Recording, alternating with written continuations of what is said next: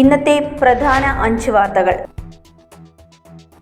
രാഹുൽ മാങ്കൂട്ടത്തിനെ പിടിമുറുകുന്നു. 2 യുവതികൾക്ക് ഗർഭഛിദ്രം നടന്നതായി അന്വേഷണ സംഘം സ്ഥിരീകരിച്ചു. സംഭവവുമായി ബന്ധപ്പെട്ട ആശുപത്രി രേഖകളും ഇന്റലിജൻസ് വിവരങ്ങളും ക്രൈംബ്രാഞ്ച് ശേഖരിച്ചിട്ടുണ്ട്. യുവതികൾക്കെതിരെ ശക്തമായ സമ്മർദ്ദം ചെലുത്തിയെന്ന സൂചനകളും പുറത്തുവരുന്നുണ്ട്. ഒരാളുടെ ശബ്ദരേഖ മുമ്പ് പുറത്തു വന്നിരുന്നു. മറ്റൊരാളുടെ ഗർഭഛിദ്രം കേരളത്തിന് പുറത്തുള്ള ആശുപത്രിയിലാണ് നടന്നതെന്ന വിവരവും അന്വേഷണത്തിൽ വ്യക്തമായിട്ടുണ്ട്. ഒരേ തൊഴിൽ മേഖലയിലുള്ള ഇരുവരും സമാനമായ ദുരനുഭവം നേരിട്ടത് കേസിന്റെ ഗൗരവം വർദ്ധിപ്പിക്കുന്നതായി അന്വേഷണ സംഘം വ്യക്തമാക്കുന്നു.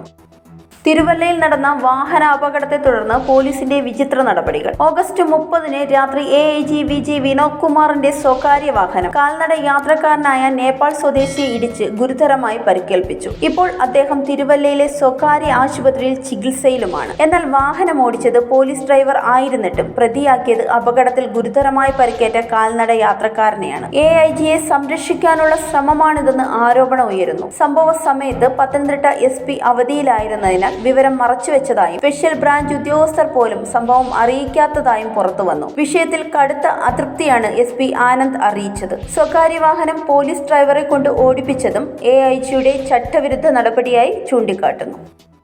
ശബരിമല യുവതീ പ്രവേശന വിഷയത്തിൽ നിന്ന് സർക്കാരിന് പിന്നോട്ട് പോകാനാകില്ലെന്ന് KPMS general secretary Punnala Sreekumar വ്യക്തമാക്കി. പരിഷ്കരണ ചിന്തയിൽ നിന്ന് പിന്മാറിയാൽ സർക്കാരിന് വലിയ തിരിച്ചടി ഉണ്ടാകുമെന്നും സർക്കാരിന്റെ നിലപാട് തിരുത്തുകയാണെങ്കിൽ അതിന് വലിയ വില നൽകേണ്ടി വരുമെന്നും അദ്ദേഹം മുന്നറിയിപ്പ് നൽകി. സംസ്ഥാന സർക്കാർ ഇതിനകം തന്നെ നയപരമായ തീരുമാനമെടുത്തിട്ടുണ്ടെന്നും അത് ദേവസ്വം ബോർഡിന്റെ തലയിൽ കെട്ടിവെച്ചിട്ട് ഒഴിഞ്ഞുമാറാൻ സാധിക്കില്ലെന്നും ശ്രീകുമാർ ചൂണ്ടിക്കാട്ടി. പരിഷ്കൃത സമൂഹത്തെ നയിക്കാനുള്ള കഴിവ് സർക്കാരിന് തെളിയിക്കേണ്ട സമയമാണിതെന്നും അദ്ദേഹം അഭിപ്രായപ്പെട്ടു. യുവതീ പ്രവേശനം അടഞ്ഞ അധ്യായമാണെന്ന CPM സംസ്ഥാന സെക്രട്ടറി MV ഗോവിന്ദന്റെ പ്രസ്താവന സാധാരണമായൊരു കാഷ്വൽ സ്റ്റേറ്റ്മെന്റാണെന്ന് ശ്രീകുമാർ വിലയിരുത്തി. അയ്യപ്പ സംഗമം രാഷ്ട്രീയമായി കാണേണ്ടതില്ലെന്നും അത് ആഗോള തീർത്ഥാടന കേന്ദ്രത്തിന്റെ വളർച്ചയ്ക്കായുള്ള കൂട്ടായ്മ മാത്രമാണെന്നും വ്യക്തമാക്കി. ആഗോള അയ്യപ്പ സംഗമത്തിൽ KPMS പങ്കെടുക്കുമെന്നും അദ്ദേഹം പറഞ്ഞു. ഈ ഓണം വെള്ളത്തിലാകുമോ?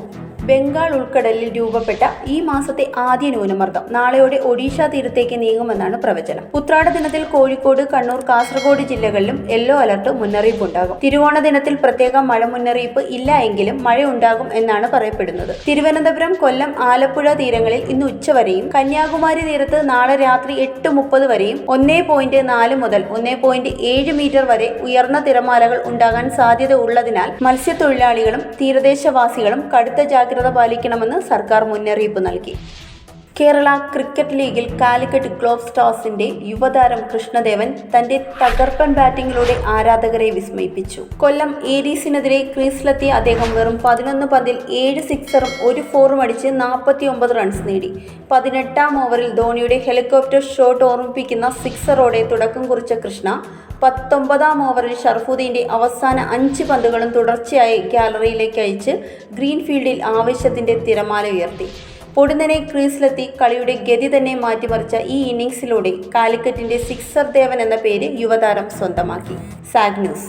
നേരിന്റെ വാർത്തകൾ നിങ്ങളുടെ വിരൽത്തുമ്പിലെത്താനായി സാഗ് ന്യൂസ് ചാനൽ സബ്സ്ക്രൈബ് ചെയ്തും ഷെയർ ചെയ്തും ഒരു ശരിയായ മാധ്യമ നിലപാടിനൊപ്പം നിൽക്കാൻ ഞങ്ങൾ നിങ്ങളെ ക്ഷണിക്കുന്നു.